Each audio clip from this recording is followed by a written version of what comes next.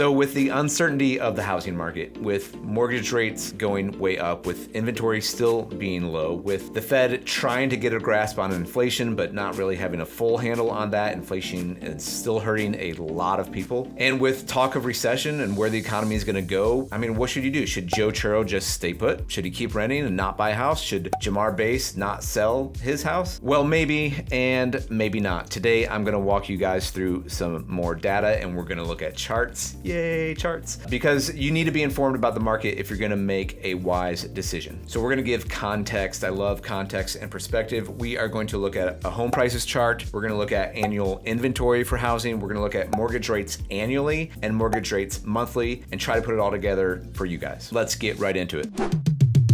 All right, guys, first chart I want to look at are the home prices annual and what is the annual median home price in thousands of dollars, looking at the time period from 1991 all the way through 2022. The yellow line is the trend line of the year-over-year increase of annual home prices. If you look at the projected, this chart's maybe a few months old now, but the projected from 2021 to 2022, the year-over-year increase was 12.5% from 351 all the way up to 395. What I think is important in this situation, looking at this, is kind of, again, looking at historically. We've seen in these last few years, housing prices going up every single year since, 2011 to 12? So 11 straight years of housing prices going up. We may or may not see that go up this year. It'll probably go down a little bit. But in these last few years, what you're noticing is a huge leap from 19 to 20, 20 to 21, 21 to 22. The other thing I want to point out in this chart is what about when prices go down? Because that's what we're hearing a lot from both buyers and sellers right now. And there's a lot of fear surrounding home prices going down. Well, in this time period, it certainly happened. It happened in the Great Recession. So home prices kind of hit their peak in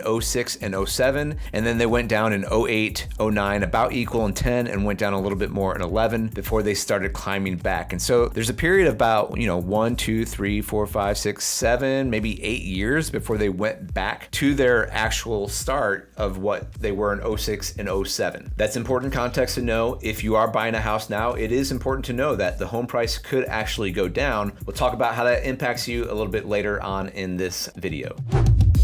Just really quickly on this one, the home prices chart going back the last few years, this yellow line is the average 30-year fixed mortgage rate. And you can see it's just kind of chilling, hanging out around 3.6, even going lower than that, probably 3.5 was around average. And then right around December, January of 2022, it just started shooting up like crazy, super fast. And that is what has got everything in all of a tizzy right now.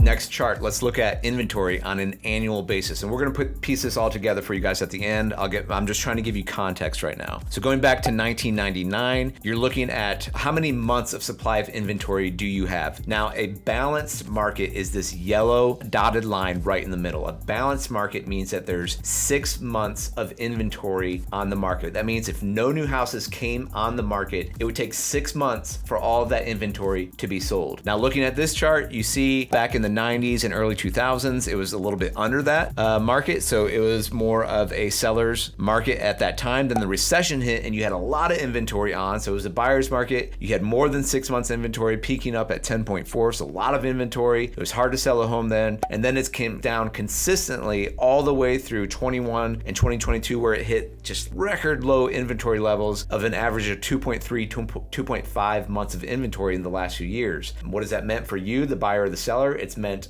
a lot of demand from buyers and not a lot of supply. And that's why we've seen housing prices go up so much in the last few years.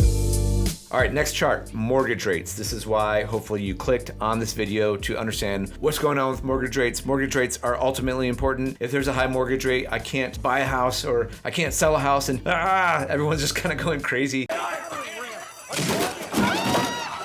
Again, let's look at context. Let's calm it down. Yes, they've gone way up super fast. I think that's what the most shocking thing is the fact that mortgage rates have gone up and down in the past, but they usually don't go up this fast, this quickly. And the big reason why is inflation. And the Fed has been trying to get a handle on inflation. And so they jacked up the rates much more than they thought they needed to. Here we are. If you look at this chart, what you're seeing going back to 1972, so this is, a 50-year period looking at the annual mortgage rate, okay? And so the historical average from 1972 to 21, there was a lot of inflation in the 70s, was 7.81, okay? So that's important to think through. Over a 50-year period, the historical average for mortgage rates was 7.81, almost 8%. If you knock out that high inflation period in the 70s and early 80s, and you just look at from 1990, so this green dotted line from 1990 to 21, the average mortgage rate during that time period was 5.97, let's round up, about 6% on average. Now, where we are right now in 2022, 2023 now, is we're closer to that average. We're at about, in this chart, it's saying 5.4, probably right around that 6% right now, which is, again, the average for the last 31 years. That was the average. Now, what's hard for everyone to swallow is that for the last 10 years, if you look from basically 2012 to 22, mortgage rates were basically consistently going down. And we were used to 5%, and then 4.5%, and then 4%, and then 3.5%. And it was like, this is just really cheap money. And so when you as a buyer had really cheap money to borrow, you could buy a very expensive house. Now that the rate is up, what you can afford has actually shrunk down, and it feels really hard to swallow because just a year ago, what your monthly payment could afford was a lot more house than you could afford right now. I understand that's tough to swallow, but again, I'm trying to put this into historical context for where interest rates have been. All right, final two charts really quick is first looking at mortgage rates monthly going back to January of 15. And you can see they're pretty much steady. They went way down at the end of October 20 and 21. And then poof, they just skyrocketed up the last few years. And the impact, you guys check out this correlation between mortgage rates and mortgage applications, especially at the end here of what's happened at the end, in the last year between 21 and 22. As mortgage rates have gone way up steeply, mortgage applications have steeply gone down because buyers are like, whoa! Hey, yo! Whoa! Most buyers are very, very sensitive to interest rates in terms of buying a house. And the question is, should they or should they not be? All right, so let's talk real life consequences and kind of objections that we're hearing a lot from buyers. So one objection would clearly be, well, I don't want to buy right now because mortgage rates are too high. Well, we just looked at the data. Historically, they're not too high. Yes, they're high compared to last year. Yes, they're high compared to 2 years ago, 3 years ago. They're not high historically. They're exactly at the average of where they've been historically. Should you buy a house? Maybe, maybe not. You've got to not just look at only the interest rate. You also have to look at housing prices because housing prices have continued to go up. So if you wait, do you think housing prices are going to continue to go up? You're going to be paying more for that same house next year if you wait, regardless of where the rates are. So yes, rates have gone up, but you've got to put it into context historically. Second objection, they call me Joe Churro, they call me Joe Chisty, and I don't want to buy a house right now because it could go down in price tomorrow. That's totally true. Again, that's a legit objection, and I'm here to say as a realtor, yes, your house could actually be worth less tomorrow. No one knows, no one has a crystal ball, right? No one knows exactly what's going to happen. We've seen in that chart of home prices that home prices can go up and they can go down. What we do know about the marketplace in Cincinnati and Northern Kentucky right now is that if a house is still priced right and in good condition, it is still going to get multiple offers. It's going to sell within 2 days, 3 days still. It's not getting the 10 or 15 offers that we saw in the summer. It's getting maybe 2 to 5 offers if it's in a multiple offer situation, but it's still going at or above list price if it's in good shape and if it's priced right. And the reason why is because inventory is still low. And we're not getting out of that inventory problem anytime soon because a lot of sellers are hanging on to their house because of the interest rate, and builders are just still not caught up with the amount of demand that's been there the last few years. So you could use the objection and say, well, the housing price can go down, but I want to flip it a little bit and realize we're coming off of a marketplace the last 2 years where you're bidding up against so many other buyers. And we were using these things called escalation clauses in the offer, which the escalation clause is basically like a max offer feature on eBay, if you've ever used that, where you're in a bidding war and you say, well, it's currently at $20 and the most I'll pay is $30 and I'll go up by 50 cents until it gets there. That's what we were doing with houses, and it's just kind of a crazy thing. We use them to win, but it's kind of crazy because you're basically saying, if somebody else wants this house, I'm willing to pay more. And that's where we were, and we were in that marketplace, and now it's like, no, there's houses out there that you can get at asking price or below, where you don't have to bid against 1,000 other people because, you know, they're scared off by the interest rates, and you can actually get the home a little bit less, potentially, than what you did in the last year or so. But Joe Churro's out there, and again, this is a fictional character because he says, hey, I'm scared. Again, fictional, not Joe Burrow. Joe Churro is scared, and he said, hey, I don't want to buy it. What if it becomes worth less? And I'm here to say, again, that could happen, but the only time that the price of your house actually matters is the day you buy it and the day you sell it. It could fluctuate. And I'll give you just a little personal example, a story of me. A personal story of me telling a story about me personally. Blah, blah, blah, blah.